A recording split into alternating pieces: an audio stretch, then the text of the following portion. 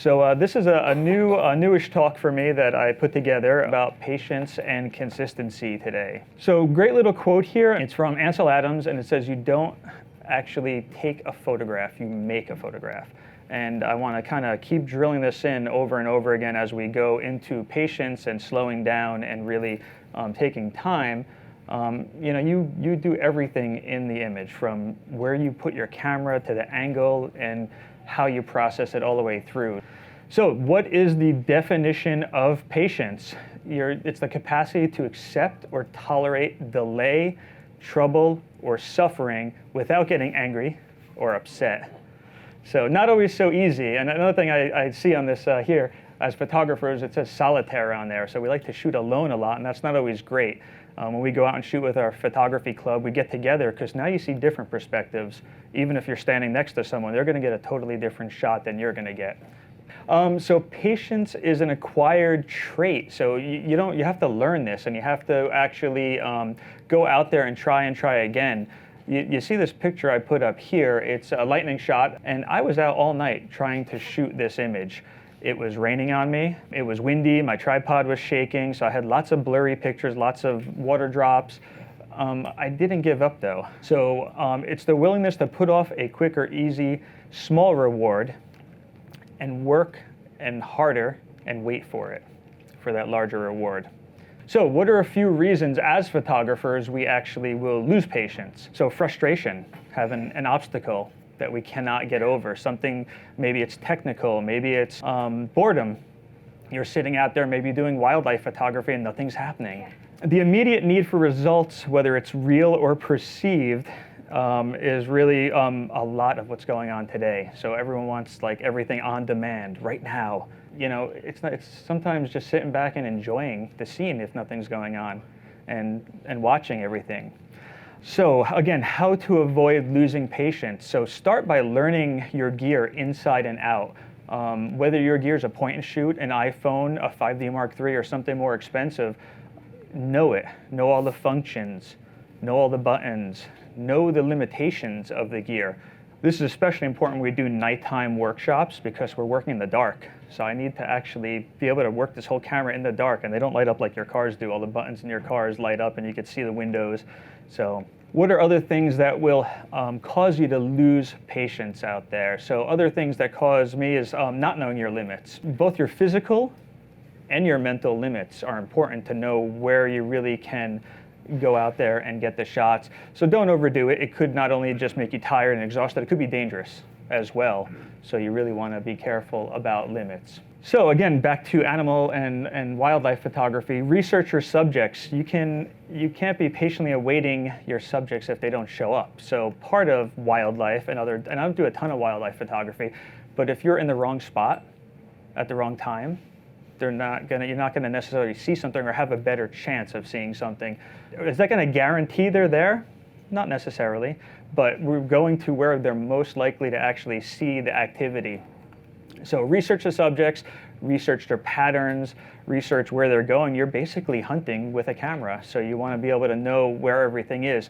And this goes for humans too. This is an animal picture, but for people too. If you're doing street photography, make sure you know a little bit about it. And it's easier with the internet now. You can go out there and search stuff all day long.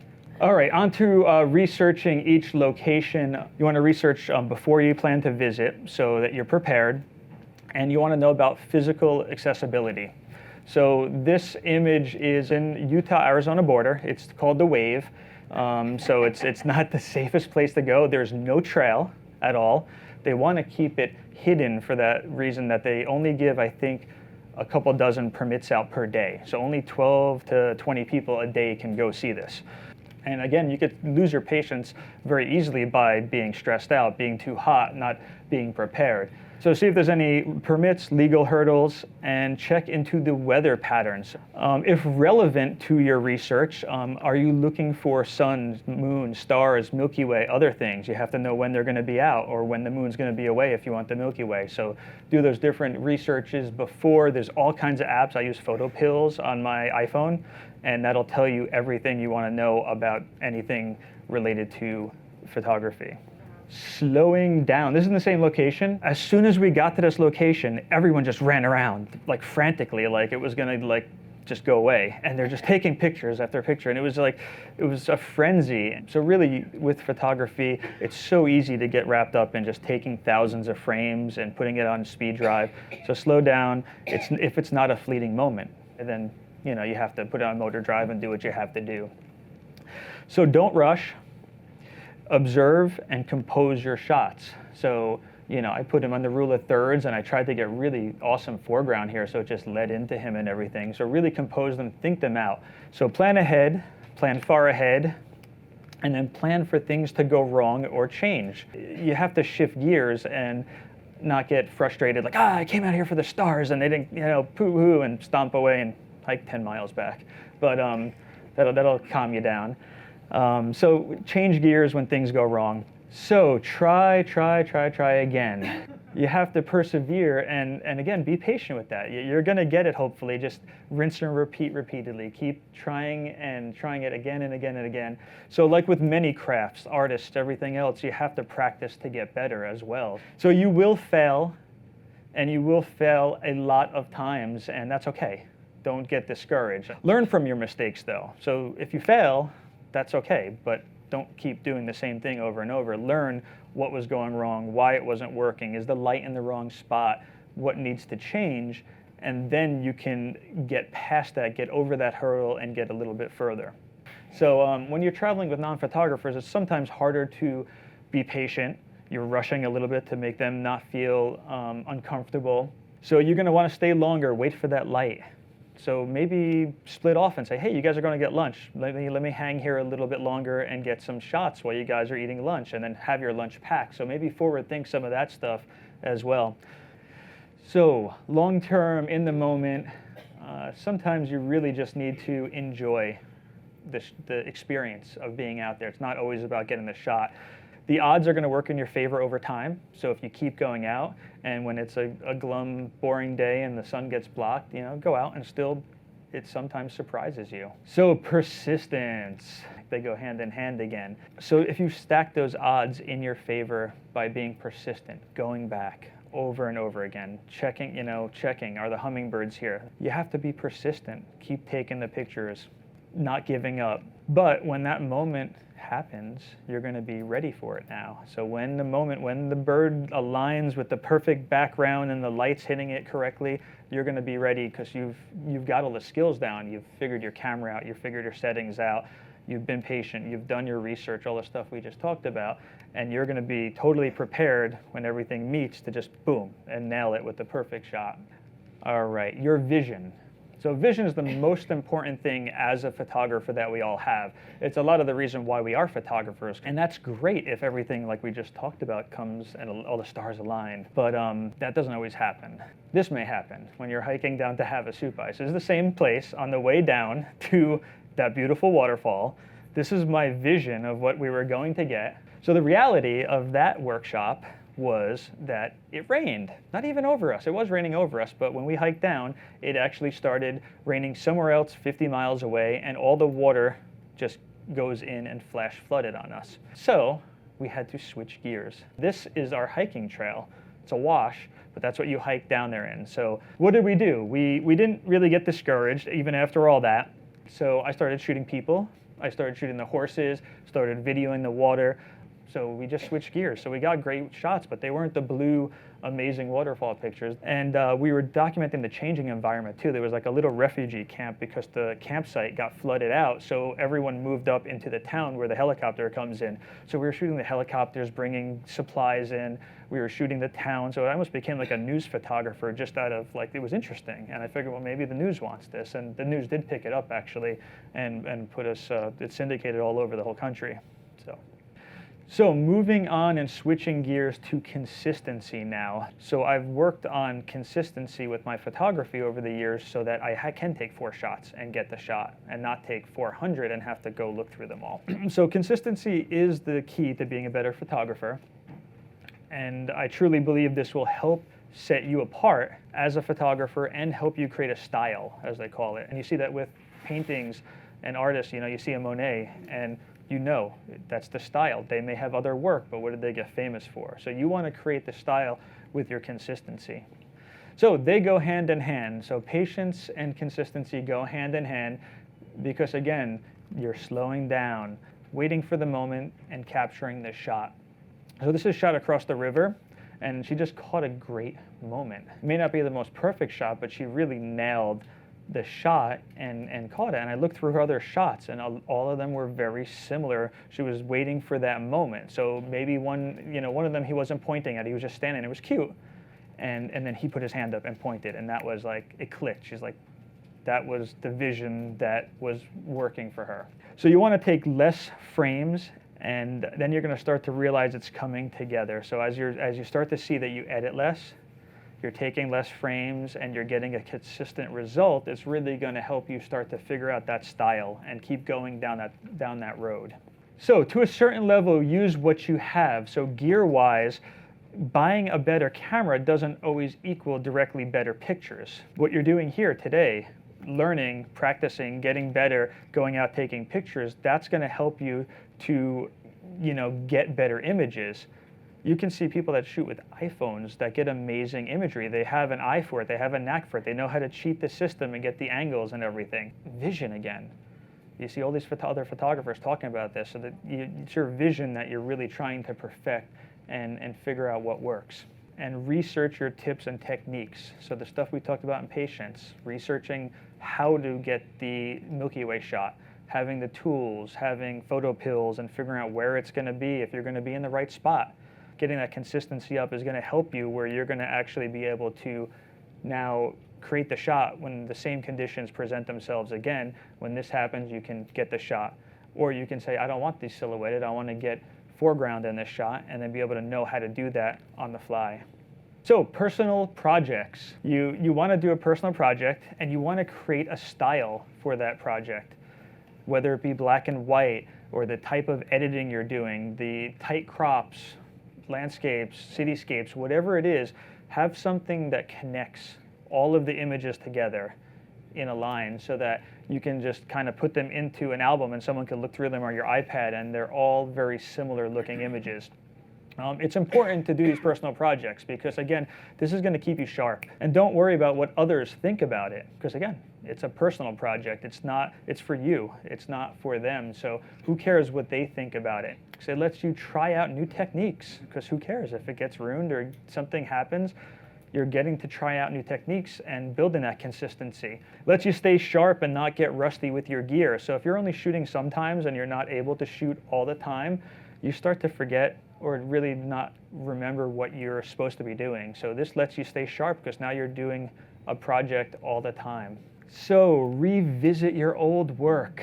So many times I've come back from a shoot and I'll put the pictures on, I'll be tired and exhausted and hot and just uninspired. I look at them like, these are all garbage. But I'll go back at like 6 months or a month or a year later and I'll look at them and revisit it and I see something that I missed because I was so into the vision I had for the initial shot that I just missed something else. So you want to learn from those blunders or mistakes or whatever you want to call them. And it's still a nice shot, but in my now self, I would have definitely left more in there to crop out later. So identify where you can improve and recognize your patterns. So you may look back and start to see a style that you maybe didn't know you had. And that's your consistency of you practicing, getting better. So we talked about this earlier, getting it right in the camera. Well, first thing, I don't like editing. I'd rather be out shooting. So my constant mission is to try to get the image as correct as I can in the camera. So it was just this, I think this one's called End of Days, but it's just a great image, but so much of it is done in the camera where, you could edit all this stuff together and it would look terrible if I did it, and it would take me so much time. So let's make a pact today to say, never say that we're gonna fix it in Photoshop later. So take your time. You see a lot of these, the patience and consistency kind of going hand in hand again. By taking my time, composing it, trying to control the background, and there's a bunch of kids here because it's a cool little tree. So all the kids are playing around it too. So not losing my patience. of waiting for those people to get out of the way, because I don't own the beach. Like, I don't own the arch. They're allowed to play there. I'm not going to yell at them to get out of my way. It's their beach as much as it is mine. So I'm sitting there getting bit by bugs, waiting for them to be done playing. And they eventually moved on, and I was able to snap my shot. Was I snapping shots the whole time? Yeah, because I was trying to get my settings dialed in, get the look I wanted. I didn't care that they were in there, because when they were gone, I had to be quick before they came back. They're probably like right here, you know, so I had to get creative with it. When the weather doesn't cooperate, don't forget the basics. So it's really easy to forget your basic settings when it's hot or cold, or you're stressed, or you're kind of pushing those limits that we talked about earlier. So I wasn't prepared. I was out there with cotton gloves that I bought at a gas station, but I knew my camera. Even though I'm sitting there shaking and trying to get the shot and compose it and everything, I tried to remember as much as I could of my training, and that's when that comes in handy, is really trying to get what you want out of it. Goals. So make sure you have your goals. As an artist, make sure that you try to get one good processed image per month. Think of it as a portfolio. I heard you guys talking about portfolios. You know, try to think of your portfolios not as 20 or 50 images, but think as like less. Less is more. As every time they turn the page, it's going to be wow, wow. Where if you put 20 or 50 in there and it's like, okay, oh wow, it's going to dilute it a little bit. If you can do that, you're really going to get lots more wows than just being an average photographer. Create consistent, compelling content. A lot of times we're personally connected to our images, especially if they're friends or family or something that we took that we love, and you got to kind of separate yourself from your personal connection with the image and say, is this something that's newsworthy or portfolio worthy or print worthy, and really look at your stuff. Have other people look at your stuff, other photographers. Share with people like your peers that are going to give you a true evaluation of how you're doing. All right, big one. Always look behind you, because sometimes something amazing is happening there. It's just, you know, you really want to look around and not be so tunnel visioned into what you're trying to do. And as the great Joe McNally says, don't pack up your camera until you've left the location. So keep it around your neck or whatever. Don't put it away in the bag and turn it off. Have it with you as you're moving around. So how much of luck plays into what we do? A great percentage of it, I would say. But you can better your chances by putting yourself in the right place at the right time. So if you did your research and you did your planning and you did all the other stuff we've talked about, you're increasing your luck. Luck is what happens when skill and preparation actually come together. So there are no rules for good photographs. There are only good photographs. So you guys may have seen him coming in, Mr. Luis Menendez out there. I'll leave you with this last quote here.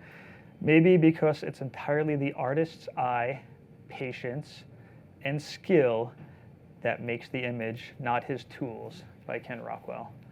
So he's out there shooting with that speed graphics, with the Polaroid back, and he goes down to Times Square and other things, and people interviewed him and asked him, do you care about all these other people out there with cameras that are shooting in front of Elmo and all those things? He's like, I'm not worried about them. They're all on automatic. They don't know what they're doing. They don't know how to control their background.